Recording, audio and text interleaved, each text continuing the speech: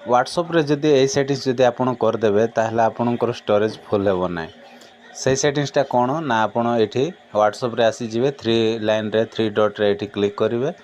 click कला पर सा माने पुणी थरे एठी सेटिंग्स रे आपण माने क्लिक करिवे